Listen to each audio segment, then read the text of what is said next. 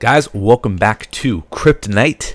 Be your own bank. This is the channel where I teach you guys how to be your own bank, how to invest in cryptocurrencies, how to use the blockchain, how to understand this new and amazing technology, and how it can save you from our fiat system, which is going to zero. Fiat is the ultimate meme coin, guys.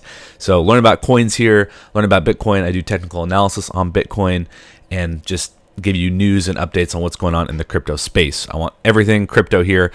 This video, I want to talk about, this is my response to the Schiff and Raoul debate that happened on Tom Bilyeu's channel, Impact Theory, which is a phenomenal YouTube channel. I would highly recommend follow Impact Theory, Tom Bilyeu. He has some amazing guests on. I've learned so many amazing statistics and from psychiatrists and therapists and so many things that have benefited my life from Tom Bilyeu and Impact Theory. He had on Schiff and he had on Raoul, two people in the space that have very opposing viewpoints on Bitcoin versus gold. Schiff is honestly a guy that up until hearing this debate, I had a lot of respect for. I did lose a decent amount of respect for him. I still think he's a very intelligent, smart guy. And I enjoyed a lot of the things I've heard him talk about on podcasts and books and various things before this debate. And I still will listen to him because I do think he is still pretty smart overall and does have a lot of knowledge of our financial system. And honestly, I do agree with him on a certain amount of things. But when it comes to Bitcoin, I think he is completely off. And it's kind of sad to see. Raoul obviously is somebody who is very pro Bitcoin, and I tend to agree with more. I think even you could tell during the podcast that even Tom Bilyeu was more in agreement with Raoul, but he did his best to be a mediator and to try to see things from both sides. So here's my take, guys. So they started off and they each got to share their position on why they think Bitcoin's the future, why Schiff thinks gold is the future. And it started off pretty normal. Schiff made a lot of the same. I guess overall with Schiff, I feel like I didn't really learn anything new. He kind of said the same arguments that I've heard for gold for a long time, which are gold, it conducts electricity and is used in certain electronics. So there's value in its ability to conduct electricity, which I already knew about, and I understand that. And there is a small amount of gold that is used for that. And that's where I learned Raoul made the point that, yes, that is true about gold, but that's only a very small percentage of gold that is used for industry. A majority of the gold that is mined and people hold, people are holding it for one very simple reason, and that is to sell it later for more money, right? So he made the case that less than 10% of gold. And again, this is where I learned a lot of stuff from Raoul. He had a lot of really good information and data and statistics.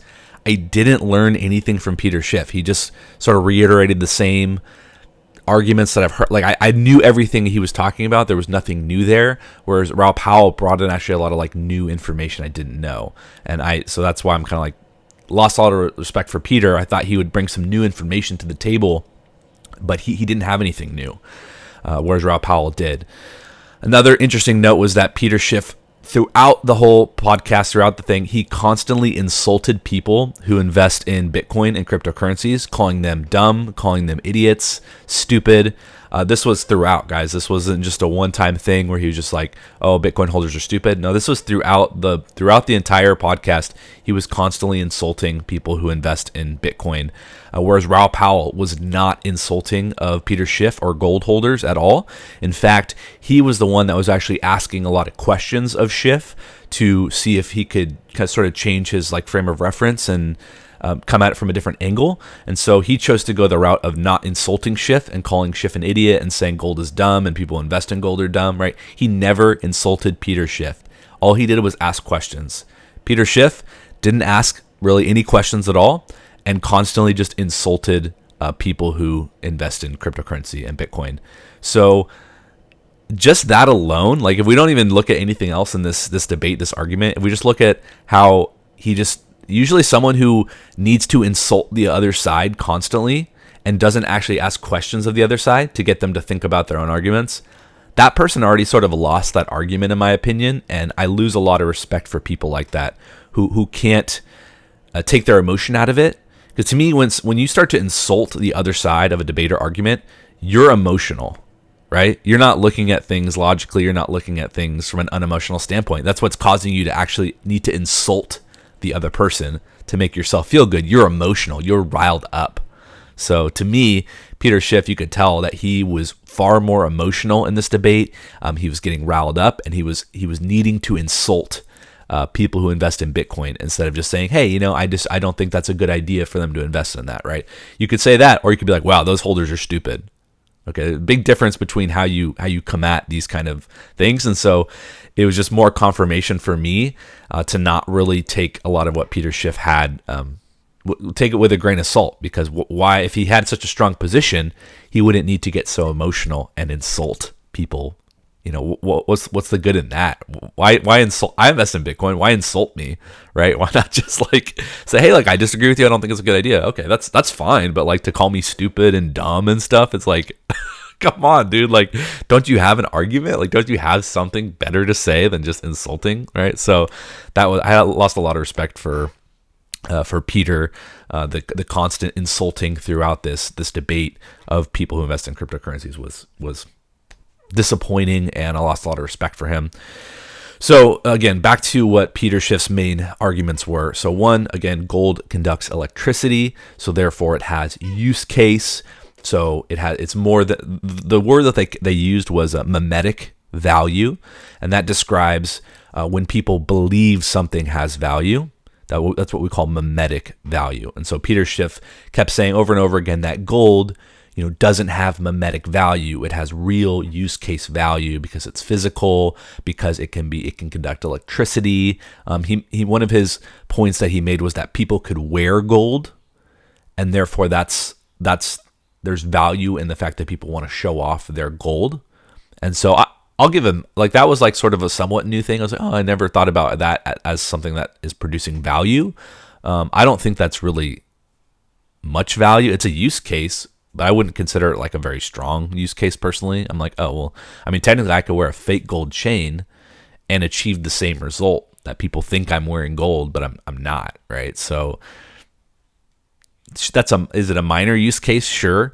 But again, most people are, Raoul Pal was making the point that 90% or more of people who hold gold are holding it for the belief that they'll be able to sell it later for more money, right? And and which is and he even made the point too that Bitcoin is similar to that. Bitcoin, a large percentage of people invest in Bitcoin. Well, what are we doing? We're investing in Bitcoin because we're hoping to be able to sell it later for more money. And so Peter kind of kept trying to frame it to where people who invest in gold are there's so much more use case and so much more people are buying it because it's so useful and blah, blah, blah. But Raoul Pal kept pointing out that no, majority of people hold gold because they want to sell it for more later. So it's not really that much different than Bitcoin. So that was one thing where I really thought Raoul Pal did a great job of showing the similarities and showing that, and again, Peter Schiff kept sort of kept using these verbiage saying that people who invest in Bitcoin, they're just gambling. They don't know what they're doing. They're gamblers. They're, blah, blah, blah. They're just trying to get rich. They want Lambos. They're just trying to sell their Bitcoin for more money. And I just as he kept making these type of comments, again, just you can tell how much emotional dislike he has for people who invest in cryptocurrency and how much there's an emotional tie there where he just really hates it in a way. What was I lost my train of thought there for a second. Where was I going with that? Let me backtrack here, people. Yeah, he kept saying with people with Bitcoin that, all right, give me a second here to gather my thoughts here. Oh, I lost it. Maybe I need some food here this morning. This usually doesn't happen to me, guys. Yeah, okay. So he was trying to make people out who invest in Bitcoin and cryptocurrencies we're just these gamblers who are looking to get rich. And how somehow investing in gold is so much more of a noble pursuit, But again, Raoul Pal pointed out, and even Peter Schiff even said in his own words, he's investing in gold because he wants to sell his gold for later to make money. So he kept framing people who invest in Bitcoin and cryptocurrencies as gamblers. They want Lambos, they want to get rich, they want to sell their investment for more money. And yet at the same exact time, he was saying that he wants to sell his gold for more money in the future. So you tell me, isn't that what investing is? And you could tell Raoul Powell sometimes was like getting kind of annoyed to where he was like, Peter, like that's what investing is. Like we're all trying to buy assets to then sell them later to make money. Like that's what we're all trying to do. Like we're trying to find things that are going to go up and hedge us against inflation.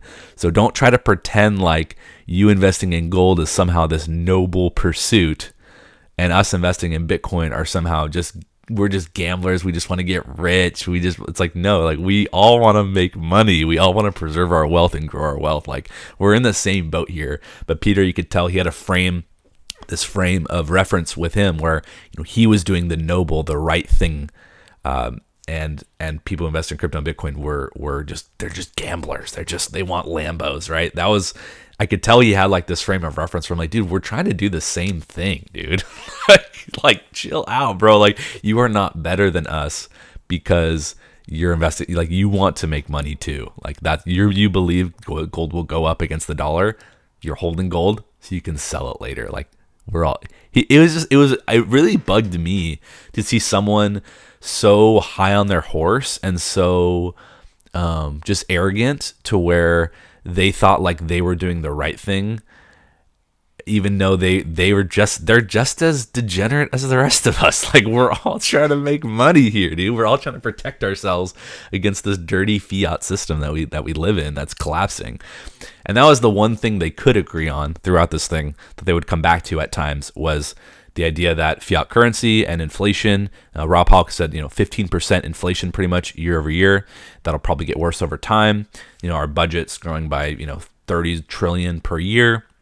There's no way to stop the train, if you will. At some point, our currency is going to go to probably, very close to zero, right? The fiat system. So there's one thing they could agree on. The common ground was like the fiat system is broken. It broke in 2008.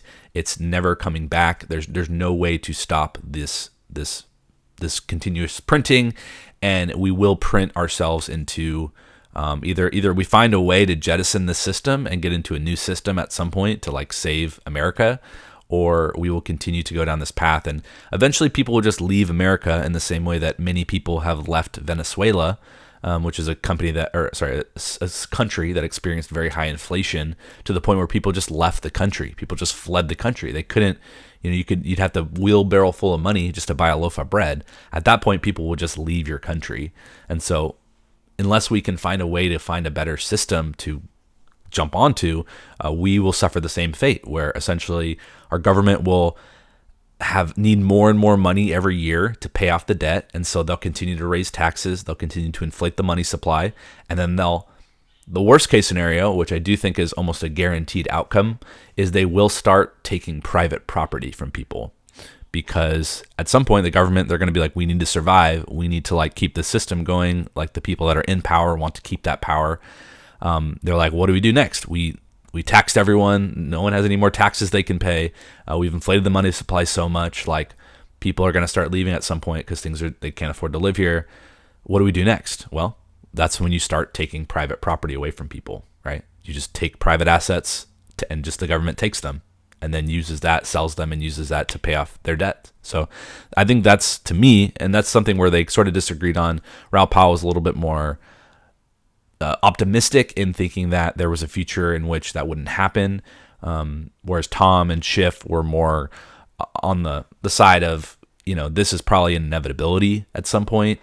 Raoul Powell, he made a good point saying that, like, I guess he said that the whole doomsday scenario, like what I'm talking about, is more of an American thing as opposed to people in Europe who don't quite have that same doomsday type mentality, which is interesting. But I just, as someone who studied history, at some point, like the government what are they going to do? They're going to need to try to do something, and they're going to try to take private property because that's the only way they can pay off That you tax us, the people leave because you're taxing us to death. You're inflating us to death, which is another tax. What's next, right? If you want to survive as a government, keeping things going and keep your power, like you're going to take, and once you take private ownership from people, capitalism is dead. Like that, the basis of capitalism is being able to own your property, and that's yours, right? The moment that the government takes your private property from you, capitalism is dead. That's socialism, that's communism. That's no longer a system in which you have a right to your property. You're going to be stolen from, and that's it. So if that ever does happen, then America is toast, and I will not be here anymore. I will be out of here for sure. So anyway, back to the specific arguments when it comes to gold and Bitcoin. So Peter kept reiterating the same argument. I'm not even kidding with you. Like, because they would go back and forth, 10, 15 minutes back and forth, probably at least 3 to 4 different times when they'd go back to Schiff and they'd say, what's your counter? What's your argument? He would reiterate the same exact argument. And his argument, in my opinion, was juvenile. It was kind of childish. Because it would come back to him and he would just, Bitcoin's going to zero. It's just going to zero. Like, it's just inevitable. Like, it's good. The bottom's going to drop out. And it's like, okay, do you have anything to like back that up? Oh, it's nothing. It's buying. You're buying nothing. You're buying nothing. It's going to zero. You're buying nothing. Like literally, I'm not even kidding. Like that was his argument. Like for most of the podcast was Bitcoin is nothing. It's going to zero. He didn't have anything to back it up. He didn't have any data. He didn't have any statistics. He didn't have any predictions as to like when Bitcoin's going to go down. He just kept saying over and over again, it's not real. It's nothing. You're buying nothing. It isn't real. Like it's going to zero. And I'm like, that's your opinion and you have a right to that opinion, but like give me something, man. Like give me something to make me believe that that's true. But like he didn't have anything. All he had was this idea in his head that because Bitcoin isn't a physical item, that it's nothing. It's worthless. It's nothing. And Raoul and Tom, you could tell they were like kind of like, is this guy serious? Like really? Like the internet, that's nothing, right? That's not like a physical item, but that's valuable, right? So they were trying. They were really trying to like open Schiff up and like ask him questions. Like, okay, like, and dude, this was even, oh my gosh. So Schiff, again, doesn't have any real like evidence or arguments or anything to like prove anything really. And then this to me is like one of the worst arguments you can make, right? His arguments already had no, like, they're just opinions. That's all they were. They didn't have any real facts or anything behind them to dig your teeth into. And so at one point he got real, you could tell he was getting real emotional and he was like losing. So he goes, oh, Raoul Pal, you guys are just like a cult, Bitcoin holders. You guys are just like a cult following. And it's like, you can like, that's again his opinion that has no basis in fact or no statistics to back it up or no studies or no like scientific evidence. That's just him losing an argument, being upset. And what do you do when you're losing an argument and you're upset? What do? You just call the other side a cult. That's not hard. Like I can do that to anybody. I can say, that's a cult. You're just a cult following, blah blah blah. That's not an argument. That's just like an opinion that you can say about anything that you disagree with or anything that you think like for example, like I'm a Christian, right? So people could just, that's just a cult. Like, well, yeah, I have a strong conviction, but it doesn't mean like I'm not open to like changing my view, right? And so he got called out because Raoul Pal went, hey, Schiff, we're asking you what it would take for you to change your mind. And you responded, nope, there's nothing that can change my mind. And then Tom goes, wait a second, Raoul, that's religion. Like that's a cult. If there's nothing that would change your mind, that is a cult. That's a cult-like mentality. Like Raoul Pal doesn't have the cult. Like you have the cult mentality towards this anti-Bitcoin thing because you would never change your mind. That's a cult, right? Someone who's open-minded is always willing to change their view based on new information presented.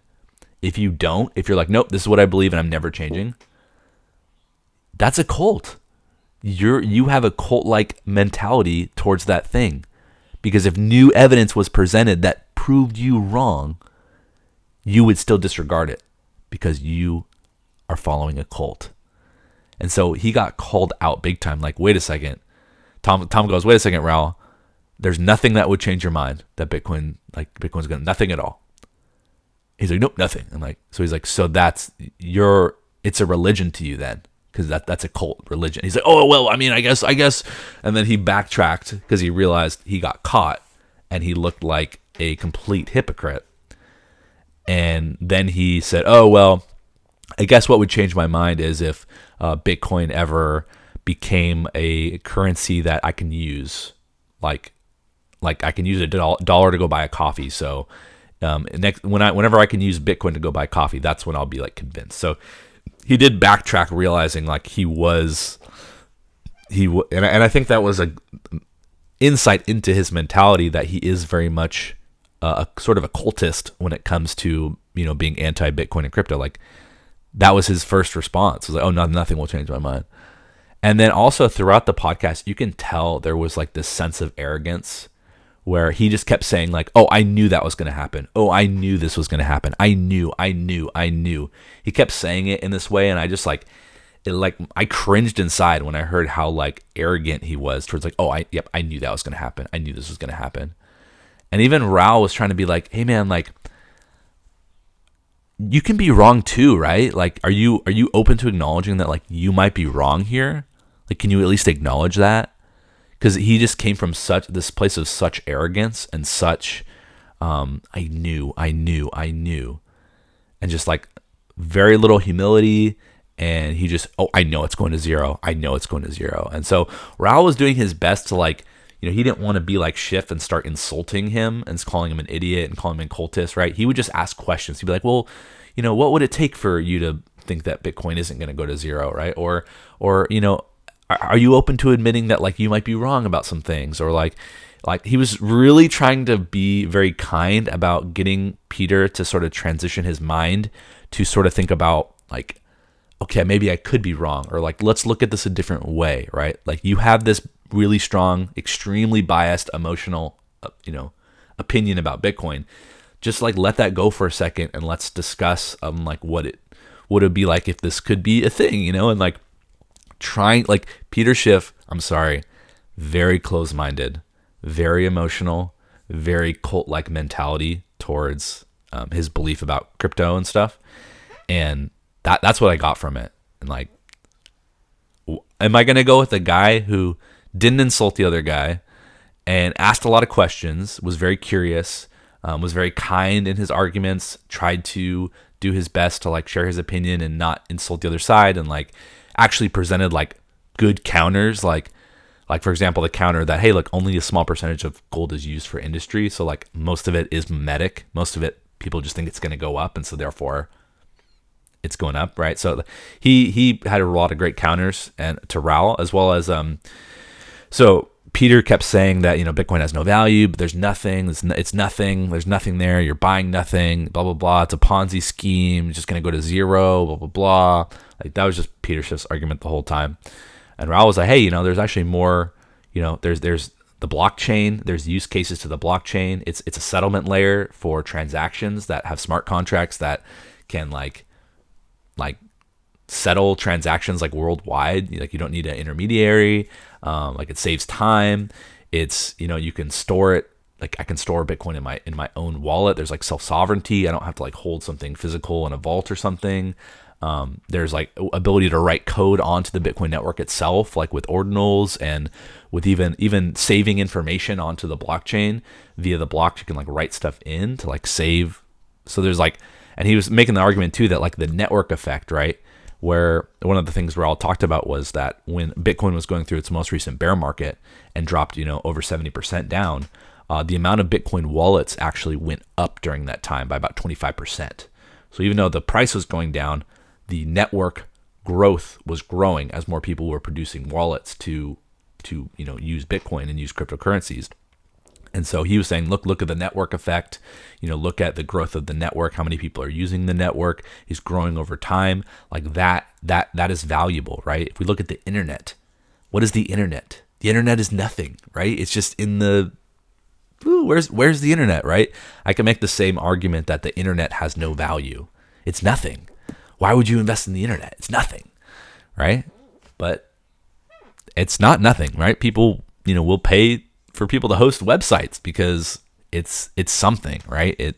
It has value. And obviously, if you look from the physical side, there are physical servers that are running networks, and there are people who are running the servers and running the sort of like what goes on the websites. And so there's people, and it's the same thing. So like if we look at like Facebook, for example, he kept saying, oh, Facebook's like, it's a real company with real earnings and real dividends. And so therefore it's real.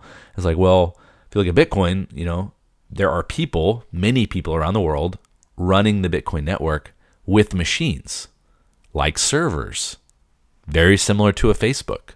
The only difference is that when it comes to Facebook, they have a CEO. They sort of have a central point of failure, right? The CEO could sort of make a lot of bad decisions and like screw the company over, and then like a competing company could come in and take it over, right? So there's sort of the central point of failure when it comes to a company, but it's the same thing. They exist in the web space, which isn't physical, but they have machines run by people who run the network, and the network is valuable and obviously is being valued as such. So Bitcoin is the same thing.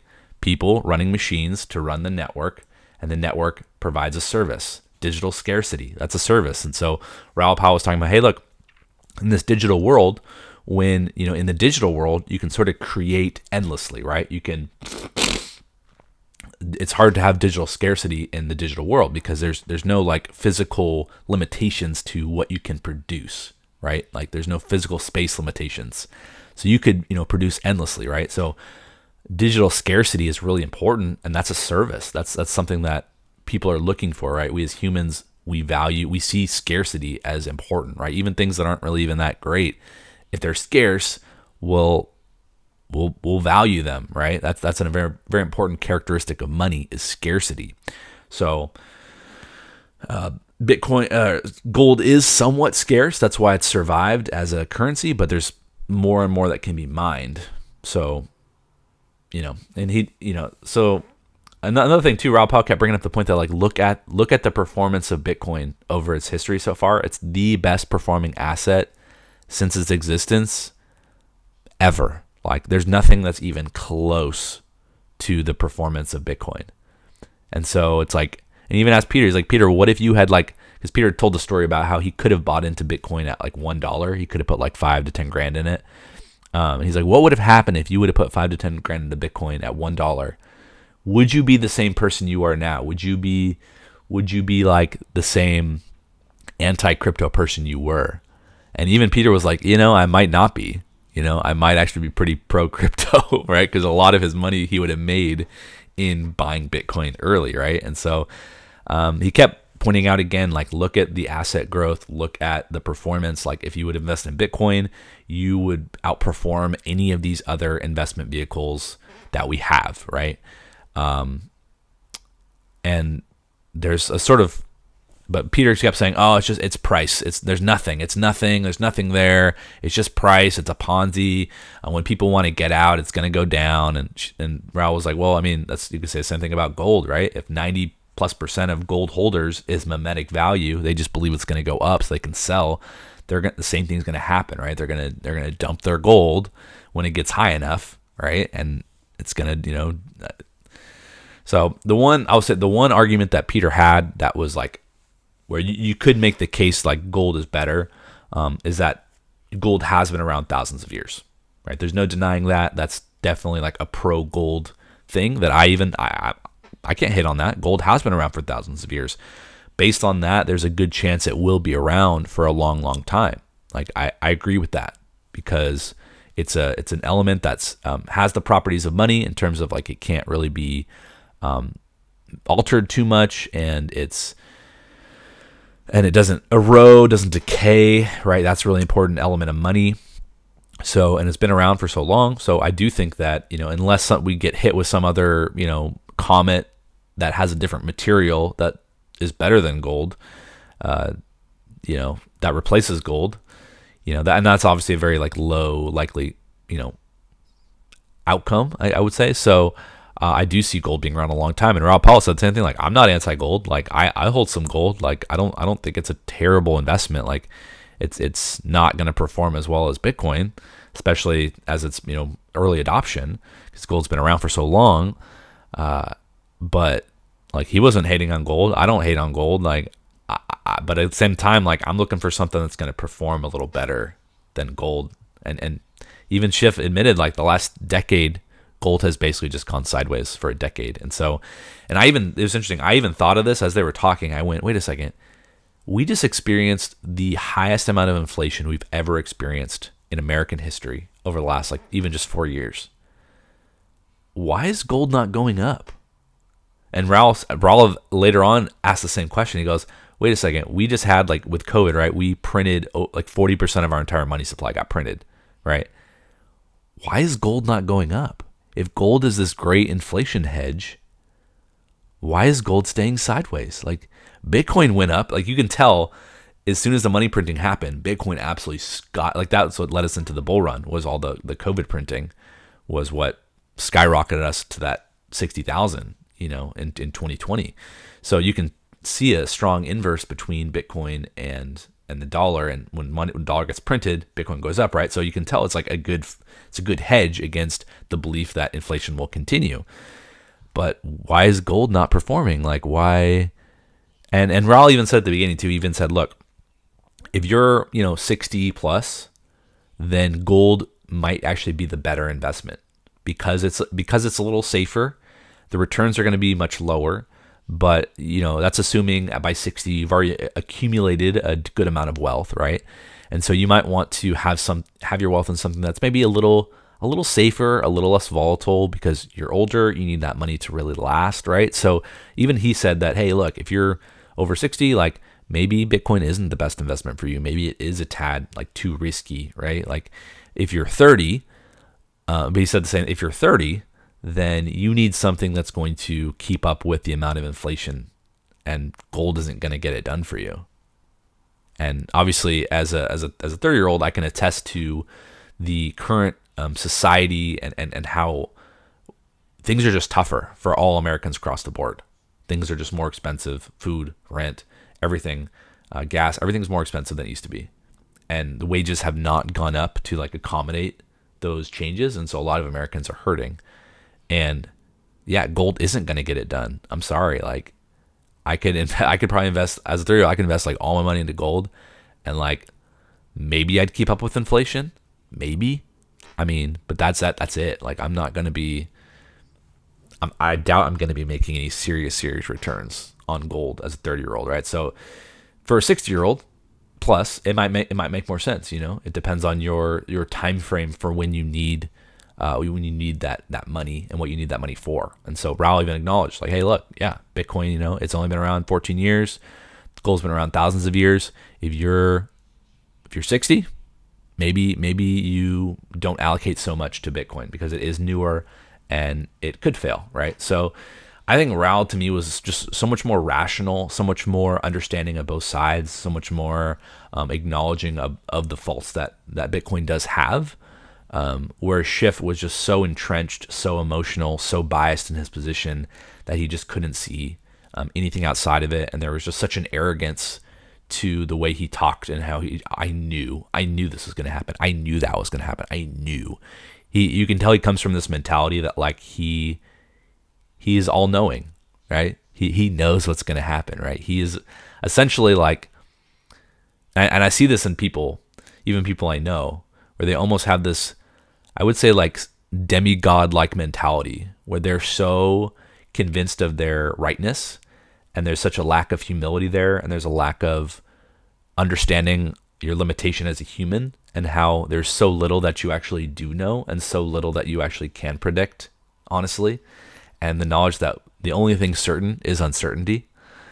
I much more gravitate towards people who have that humility, who understand like I might be wrong here, and they acknowledge that. I think that's really important. I think it's really important to like be strong in your convictions and state such, but also be like, hey, I could be wrong here. Like I'm a human. I can't see the future.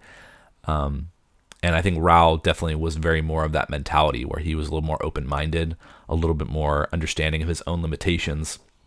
And the scariest people on this earth, guys, the people that will create the most amount of chaos, that will create, especially the leaders that will create the most amount of chaos, the most amount of death, the most amount of unhappiness, sadness as leaders, are people who lack the humility to know that they cannot see the future. I think that's such a critical. Having that humility as a leader is so critical, because it humbles you. It humbles you to seek a higher power, to seek to try to understand all points of view, because you might be wrong and you're willing to change if you are wrong and the right information is presented. I think that's incredibly important. And again, there's nothing scarier than somebody in office who thinks they're a god, who basically thinks they're all-knowing, and they're so arrogant that they know. Because those are the people that will crash the hardest and will hurt a lot of people with their lack of humility. And I see that as somewhat of Schiff's mentality. He seems to be very, he did try to backtrack a couple times and say like, oh, I don't really know what's going to happen kind of thing. Like, but you can almost tell it was like a platitude to him to say that. It was sort of he didn't really believe it. He needed to say it because it's a platitude that you need to say. So people will be like, okay, this guy's not like insane. But you could tell it was more of a platitude. Like he genuinely thinks like I'm all knowing. Like I know what's going to happen. And that was the overall just sense of the person of Peter Schiff that I saw come out during this talk. And I can tell you right now that I'm going to be buying more Bitcoin and more cryptocurrencies, because I'd much rather follow the person that's open-minded, that's willing to change their mind, change their information, has humility. And I just disagree with Schiff in general. I just think that to say that Bitcoin, I think you can make an argument and say that gold is more safe. Absolutely. Been around 1,000 years, can conduct electricity, has some use case. People like to wear it. Has some good elements of money in terms of can't decay, things like that. I think that's a case you can make, absolutely. But to have the conviction that Schiff has and the arrogance to say that Bitcoin is nothing, no value whatsoever, that to me is insanity. He should have just stuck with the argument that like, look, gold's the better investment. If he would have just hammered that argument, like, here's why gold is the better investment, blah, blah, blah, I would have had so much more respect for him. But that's not what he did. What he did was not try to make the argument that gold is the better investment. He tried to make the argument over and over and over again with nothing to back it up to say Bitcoin is nothing, no value, nothing. We're gamblers, we're stupid. Like, he didn't need to go that route to just try to insult people who invest in crypto, to try to over and over. Like, I think you're kind of insane, to be honest, to not see some value. Like, I can completely understand someone who's like, hey, look, Tim, Bitcoin's cool and all. I think it has some value, but man, I just don't think it's safe. It's only been around 14 years. It's hard to understand because it's not physical. I'm gonna buy gold. I think it's a better investment. I'd be like, yo, that's good, man. That's fine. Like, you've thought it through. Like, you think gold has more value. Like, dude, go with your convictions, man. Totally. Like, I would totally do your thing, man. Like, not even hate on them at all. You know what I mean? But for someone to go, Tim, Bitcoin has no value. Why are you investing in that? You're stupid. This thing is stupid. Like, you're a gambler. Like, there's no value here. It's like, okay, man. Come on, really? There's clearly value. There's clearly value. It's currently worth about $73,000 per Bitcoin.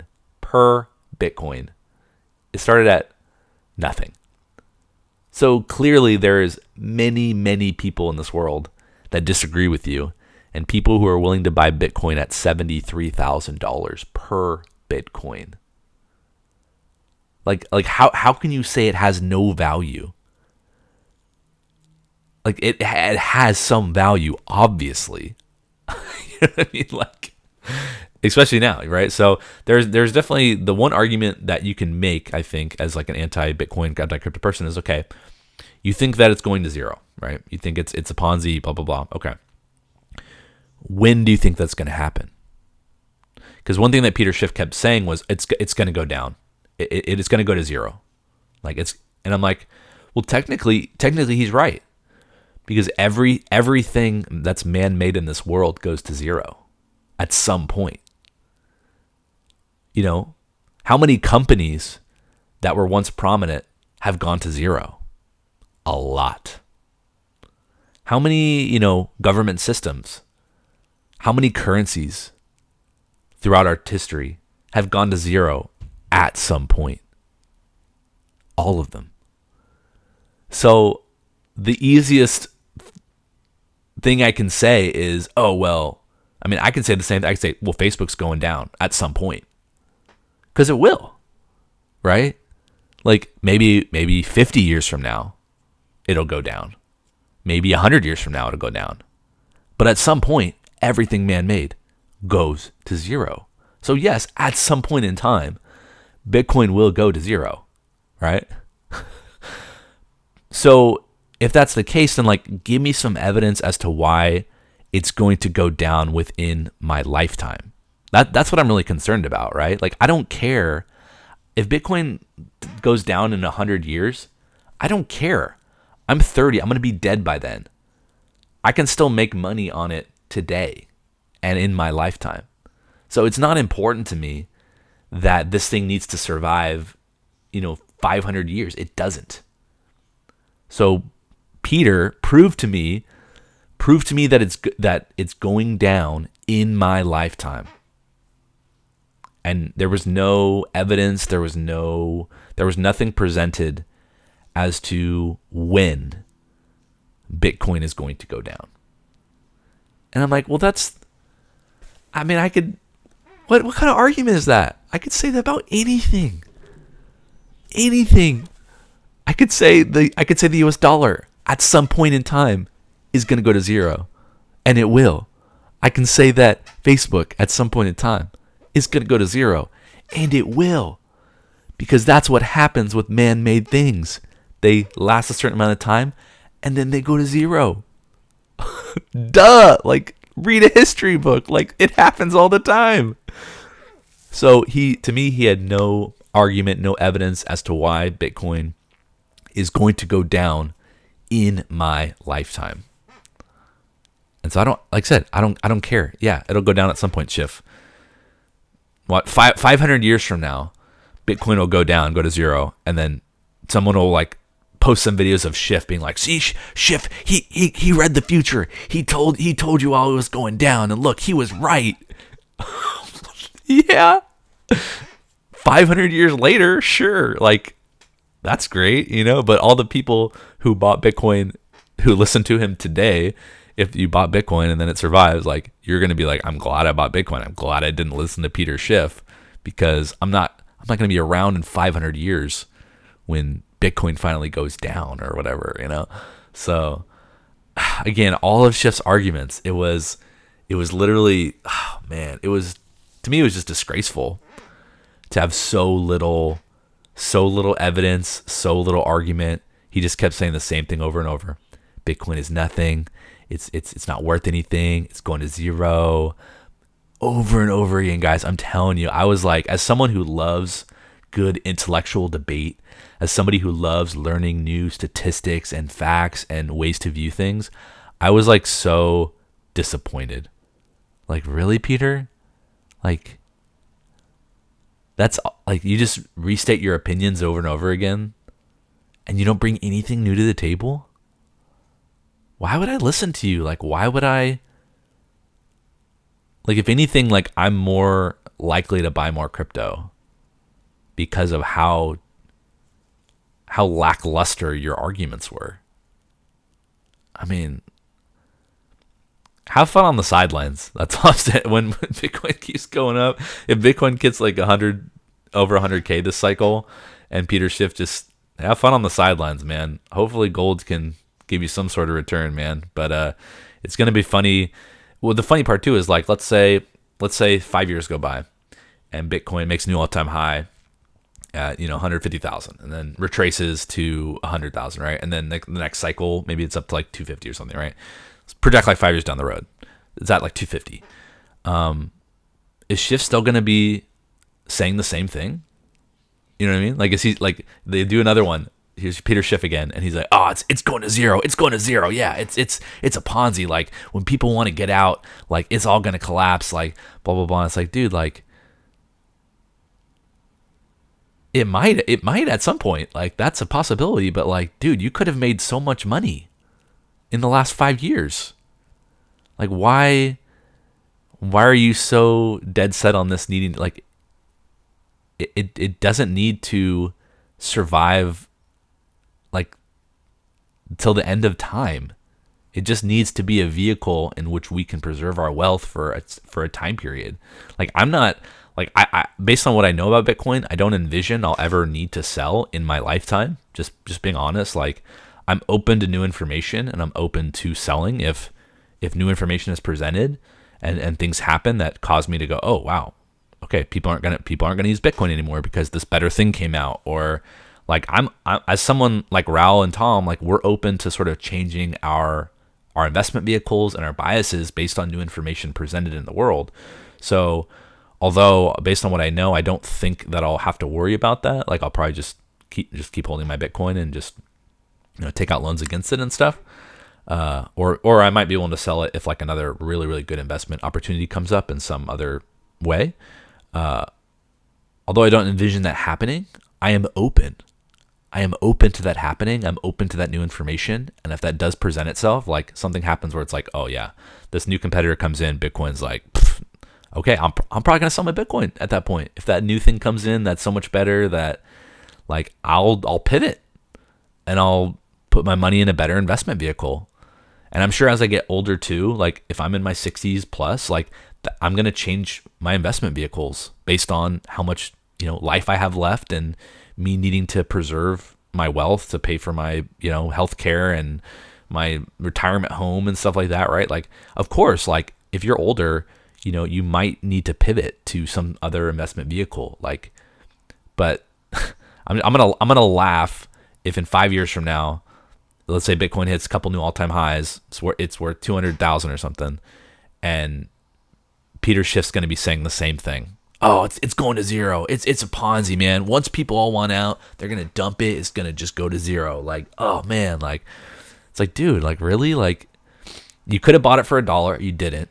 You missed out on a huge opportunity to like literally set you and your family up for generations to come. If you had bought 10,000 Bitcoin, oh my gosh, you would be one of the most powerful people on this planet, right? He missed that opportunity. Here it is now, it came down to like 16,000, right? Recently, the recent bear market. Once again, like, there was an opportunity there. He again, it's going to zero.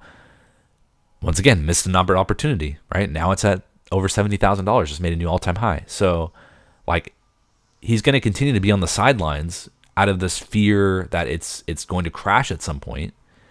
And I just don't understand like the logic behind that. Like, it's an investment vehicle, and until the cycles break, and until there's new information presented, until like, if Bitcoin were to have dropped, to 16,000, and the amount of like no new wallets were produced at all, oh man, like that's new information. I would be like, okay, that's not good. The network's not growing. I'm now concerned. Like, I might be more cautious. I might not buy as much. Like that would be information that would change my view and my bias on the network. But what happened? 25% new amount of new wallets were created during the bear market. Okay, that's network growth. Okay, this is cycled very consistently based on the mining and the Bitcoin halving and stuff. So like, okay, like, I'm gonna, like, there's an opportunity there. I'm gonna invest. So I really think that Schiff, unfortunately, is doing himself a big disservice by kind of holding such a godlike view of himself as an investor, as well as just such a emotional bias where he missed out on Bitcoin at $1 when he could have bought. He missed out on 16,000. I'm sure he'll continue to miss out on every chance he has to get in, because he has this bias and this belief and this fear, and he's driven by it and just thinks he's so certain that he's right that he can't really look at any other information. And it's sad. It's sad because I do think he's a smart guy, and I did have a lot of respect for him. I still have some respect for him. I still think he's very savvy financially, and I've enjoyed when he talks about other things. Just whenever he talks about Bitcoin, you can just there's nothing there. There's no good information. There's nothing to sink your teeth into. It's just the same opinions, and you don't learn anything new. So I'd much rather listen to someone who presents new ideas, new opinions, presents data and studies to back up those opinions. I guess one thing he did say was he kept comparing it to sort of the .com bubble, as the crypto bubble's the .com bubble. So I'm like, okay, that's fair, I guess, right? A lot of .com companies did go to zero. And I talked about on this channel, most cryptocurrencies will go to zero. 100%. Most will. That's why the smart investor typically holds most of his money in Bitcoin, Ethereum, and then takes smaller risks in, mid caps and low caps and other alts. And usually you try to take your profit on your Bitcoin. You really don't typically sell that much. You just kind of accumulate more during the cycles. But the altcoins you do typically try to you try to trade those essentially and sell those into Bitcoin, into other investments too, right? I'm trying to get into housing investment with some friends and different things. So I'm not a sort of a Bitcoin maxi in that I won't invest in other things. I look for opportunities in whatever. If I see a really good opportunity in gold, I'll buy gold. I don't really see a great opportunity in gold though, unfortunately, at this point. So maybe a trade. There's definitely a trade to be made, I'm sure. And I've traded gold before. But guys, so that's my take from the Peter Schiff, Raoul argument. Again, the only thing they could agree on was just inflation and Americans having it harder and harder and harder, and how it will continue to get harder as inflation increases and as our wages will not go up with that. And so it makes sense to try to have assets, right? Because assets will continue to go up with inflation, because that's just the way it works. So I'm trying to hold as many assets as I can, or any cash I have in accounts that are making some sort of return, 2 to 5%, something, right, to try to keep up with, even just keep up with the rate of inflation. But typically, I'm going to want to hold majority of my money in assets, because even getting 5%, I'm not keeping up with inflation. I'm still losing buying power every single year with the inflation that's occurring and globally, really. There's a lot of countries that are trying to get out of U.S. dollars.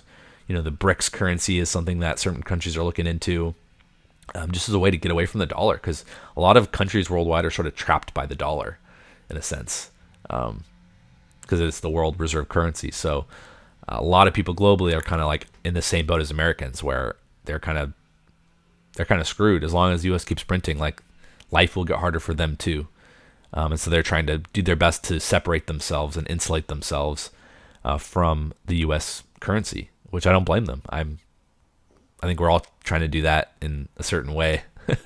So, yeah, I'm trying to think if there's any final thoughts I had about their discussions. Yeah, just don't insult people, man. When you're arguing with them, there's no reason to insult them. There's no reason to call them stupid. Don't do what Peter Schiff did. It really exposes you as the type of person you are, and it really just exposes your lack of having any real. You might even have a good argument, and it's still, people just be like, yeah, that's garbage, because all you could do is insult the other guy, and just so emotional, So, all right, guys, that is my take on that interview. Again, new videos coming soon with more Bitcoin technical analysis. This one is just more specifically. I wanted to just give you my thoughts on that Peter Schiff, Raoul Paul.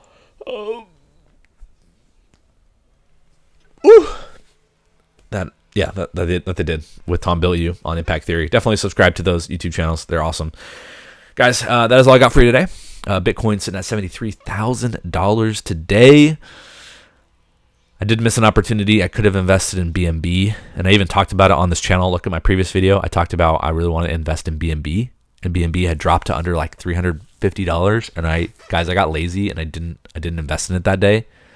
BNB is now at like $550, so I'm like, damn it. I even called it out. I called it out literally on my channel, on my video. Go look at the last video. I said, hey, I'm going to buy some BNB. I think it's a good one to buy.